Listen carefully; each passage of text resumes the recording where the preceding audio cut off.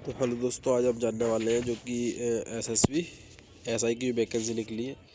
इसमें ये ट्रेड से हिसाब से है, कंप्यूटर वाले भी हैं, नर्सिंग वाले भी हैं, डॉक्टरी में जो भी कुछ होते हैं, पैरामेडिकल वाले और डेंटल वाले सभी के। इसमें जो एसआई की ये वैकेंसी रहने वाली जो पोस्ट बता रहा हूँ, ठीक है। और एएसआई की भी है, वो अगली वीडियो में बताऊँगा, ठीक।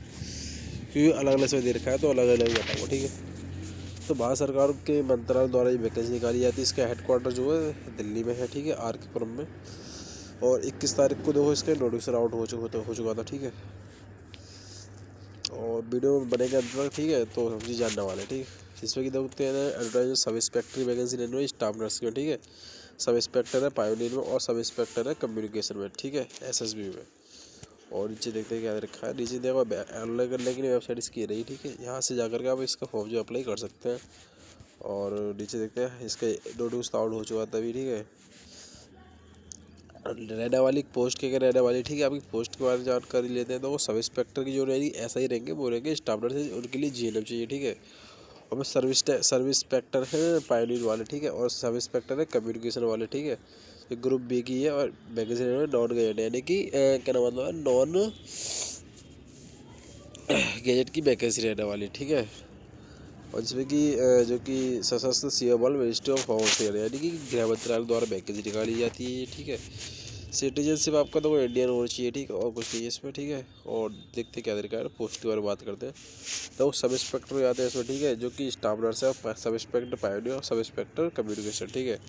जैसे कि देखो यूआर वालों की स्टाफ नर्स में 7 पोस्ट है, ईडब्ल्यूएस वालों की एक भी नहीं है, ओबीसी वालों की एक है, एससी वालों की एक है, एसटी वालों की एक है। टोटल 10 पोस्ट इसमें हो जाती है सब स्टाफ इंस्पेक्टर स्टाफ नर्स, ठीक है। और फिर सब एसआई पायोनियर में आती है। इसमें यूआर वालों की 12 है, ईडब्ल्यूएस वालों की एक है, ओबीसी वालों की 3 है, और एससी वालों की 3 है, और एसटी वालों की 2 है।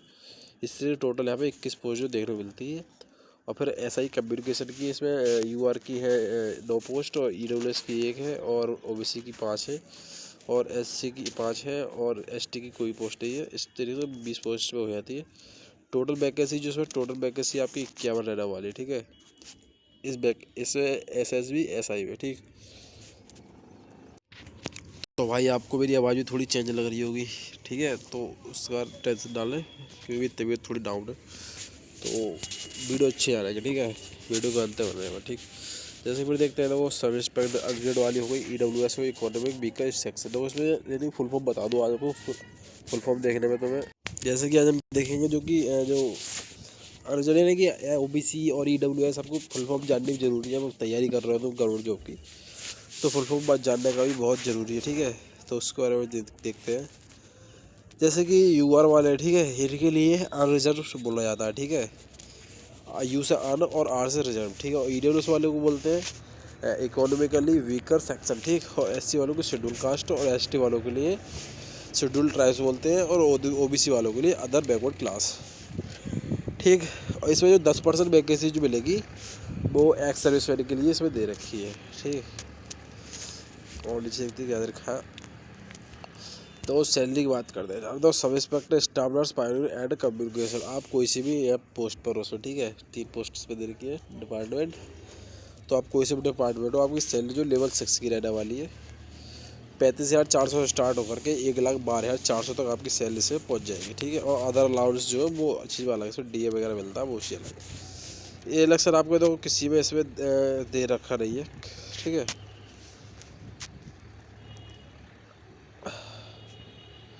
इसमें जो एज इलेक्शन किसी का नहीं दे रखा है, ठीक है। लेकिन वो मांगते हैं क्वालिफिकेशन क्या चाहिए, ठीक है।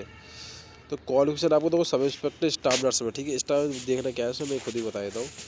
स्टाफ नर्स में सब इंस्पेक्टर जो और 12th तो आपको होना चाहिए। 12th के साथ साथ आपका जीएनएम जो नर्सिंग का कोर्स होता है, जनरल नर्सिंग एंड मिडवाइफरी। तो आपका यानी जीएम नर्सिंग का रजिस्ट्रेशन होना चाहिए काउंसिल के द्वारा, ठीक है। यानी फाइनल होना चाहिए, कहना मतलब ये है मेरा। क्वालिफाइड 2008 का ये डिप्लोमा इसमें दे रखा है। 2008 में आपका जो क्वालिफाइड होना चाहिए, ठीक है। तभी आप इसे फॉर्म अप्लाई कर पाएंगे, ठीक है। और वैसे कोई दिक्कत नहीं है, इसमें 15-16 भी वाला है, सब 15, ठीक है। तो इसमें जितना ज़्यादा बड़ी वो नहीं है, लेकिन अप्लाई कर सकते हैं, ठीक है। और फिर आता है sub inspector pioneer. Sub inspector pioneer में आपको तो वो इसमें भी इलेक्शन नहीं है किसी में भी, लेकिन इसमें बैचलर डिग्री मांगी है सिविल इंजीनियरिंग फ्रॉम रुकनूला यूनिवर्सिटी इंस्टीट्यूट, यानी आपका बैचलर डिग्री यानी बीटेक बोलते हैं इसे हैं, वो सब मांगे इंजीनियरिंग पर, सिविल इंजीनियरिंग में, ठीक है। फिर सब इंस्पेक्टर कम्युनिकेशन में आया था। कम्युनिकेशन में आपका देखो बैचलर डिग्री चाहिए इलेक्ट्रॉनिक्स में, कम्युनिकेशन कंप्यूटर में, ठीक है।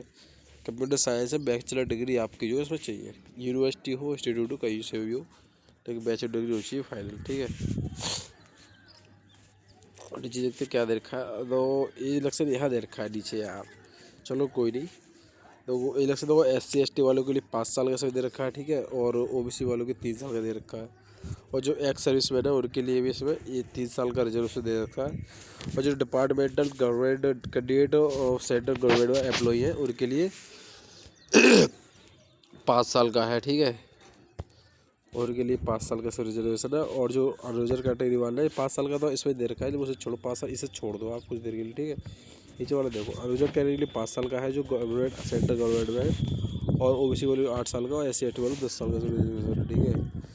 और जो शेड्यूल ट्राइब से मतलब जम्मू कश्मीर से आते हैं, ठीक है, जो पहाड़ी से आते हैं, उड़ीसा किसी का उसका जो है यानी कि रेड लिविंग सर्टिफिकेट होता है, तो उसका 5 साल की छूट है, इसमें 8 साल की, 10 साल की, 5 साल की, ठीक है, या इसमें देख सकते हैं, ठीक है।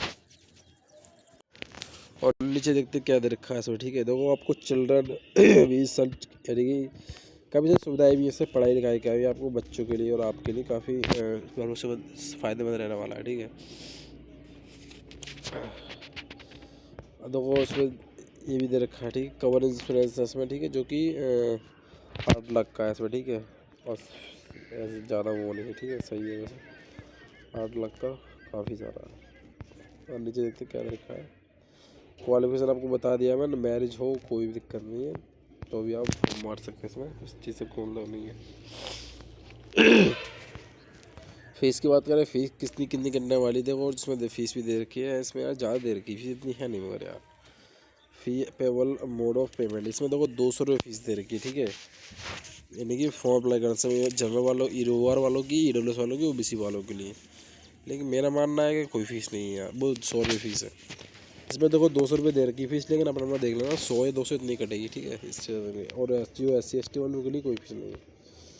ये देखो और क्या क्या चाहिए इसमें, ठीक है। पहले बात तो आपको तो सबसे फॉर्म अप्लाई करते हैं, पोस्ट चुननी होगी, ठीक है, पोस्ट चुनने के बाद आपको जो है कैंडिडेट नेम जो भराया था वो सही बनना है, फादर नेम बनना है, और हस्बैंड नेम और मदर नेम बनना है, ठीक है।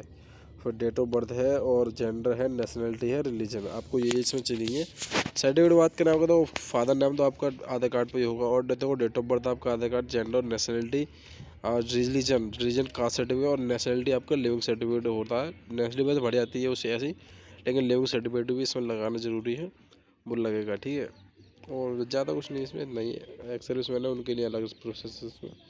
Mobile number, email ID ex service man के लिए जो अलग से प्रमाण पत्र मिलता है वो उसमें लगाना, आधार कार्ड नंबर है, और आइडेंटिफिकेशन मार्क्स यानी कि आपके यानी कि अब टैटू वगैरह कुछ भी सीने पे तिल वगैरह वो उसमें बनना होता है। एजुकेशन क्वालिफिकेशन है, postal permanent address, criminal cases declared और पासवर्ड, ये चीज़ ठीक है। अपलोड सिग्नेचर वगैरह, पेमेंट यानी पेमेंट करने का इसमें, ठीक है, और ज़्यादा कुछ नहीं। सिलेक्शन प्रोसेस की बात करें, सिलेक्शन प्रोसेस आपका देखो तो वेबसाइट बताऊँ, वेबसाइट एग्जाम को फॉर्म अप्लाई करने की देखो ये रही, ठीक है, यहाँ से आप जो फॉर्म अप्लाई कर सकते हैं। और नीचे देखते हैं देखो फिजिकल के बारे में। फिर तो 1600 मीटर की दौड़ रहने वाली है, ठीक है, जिसमें कि आपको मेल कैंडिडेट के 1600 मीटर की दौड़ है, इसमें 6.5 मिनट मिलेंगे, और जो फीमेल कैंडिडेट है उनके लिए 800 मीटर की दौड़ है, उनके लिए 4 मिनट इसमें मिलेंगे, ठीक है।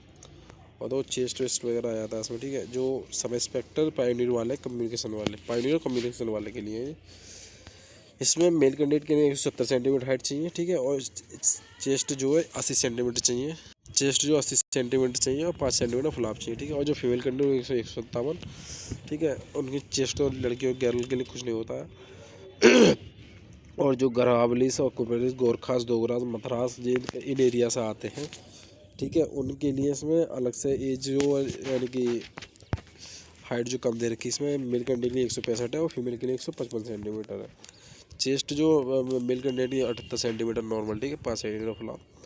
और शेड्यूल ट्राइब्स जो आते हैं उनके लिए मेल के लिए 62.5 सेंटीमीटर बोल सकते हैं, और फीमेल की 150 सेंटीमीटर, और उनके लिए 76 सेंटीमीटर नॉर्मल है, ठीक। और जो स्टाफ नर्स के आते हैं उनके लिए 165 सेंटीमीटर हाइट मांगी गई है, ठीक है, मेल के लिए, और फीमेल की 155 सेंटीमीटर, और मेल के लिए 75 नॉर्मल चेस्ट मांगा गया, ठीक है, 5 सेंटीमीटर फुलाव, फीमेल के लिए कुछ नहीं मांगा गया। इसमें सभी का दे रखा है, ठीक है, आप लोग ना चेक कर लो, ठीक है। ज़्यादा बनाओ, वीडियो लंबी होने वाली है, ठीक है। ये तो आप लोग चेक कर लो वीडियो स्टॉप करके, ठीक है। और नीचे देखते क्या दे रखा है, तो फुल डिटेल में वीडियो जानने वाला। तो सिलेबस की बात करते हैं, फिर सिलेबस क्या था। तो आपका 2 एग्जाम्स में होते हैं, ठीक है। कंप्यूटर बेस्ड एग्जाम होगा, ठीक है, एक रिटन एग्जाम होगा, एक कंप्यूटर बेस्ड एग्जाम होगा। तो आपका तो फर्स्ट जो एग्जाम होगा उसमें देखो जनरल नॉलेज आएगी, मैथमेटिक्स आएगी, रीजनिंग आएगी, जनरल हिंदी और इंग्लिश आएगी, ठीक है। जो 50 मार्क्स की रहने वाली, ठीक है, 50 नंबर में मिलेंगे, ठीक है। 50 क्वेश्चन आएंगे 50 नंबर के। और फिर सेकंड एग्जाम जो होता है 100 मार्क्स का होता है, टेक्निकल सब्जेक्ट, यानी आप जिस ट्रेड से भरेंगे उस ट्रेड का आपका जो इसमें सब्जेक्ट आएगा, ठीक है, एग्जाम में। और फाइनल मेरिट जो आपकी लगी जाती है। और जो क्वालिफाइंग की बात करें, क्वालिफाइंग जो आपका जो 4th जनरल वाले हैं, EWS वाले, OBC वाले, एक्स सर्विस मैन वाले, उनके लिए 50% लाने, ठीक है। और जो SC ST वाले उनके लिए 45% में क्वालिफाइंग कर जाएंगे, ठीक है, एग्जाम के लिए। फिर डॉक्यूमेंट वेरिफिकेशन होता है। डॉक्यूमेंट वेरिफिकेशन का आपको बाद आपका दो डॉक्यूमेंट में होता है, उसके बाद मेडिकल होता है, 2 बार मेडिकल होता है, ठीक है। एक मेडिकल होता है, उसके बाद दोबारा रिव्यू मेडिकल होता है, ठीक है। तो उसके बाद आपका सक्सेसफुल हो जाता है। तो उस वीडियो में इतना ही, ज़्यादा कुछ है नहीं। और वीडियो अच्छी लगी तो भाई चैनल को सब्सक्राइब भी कर सकते हैं, ठीक है ना। और कोई जानकारी चाहिए तो कमेंट करना, ठीक है, मैं ज़रूर जानकारी इससे रिलेटेड जरूर दूँगा, ठीक।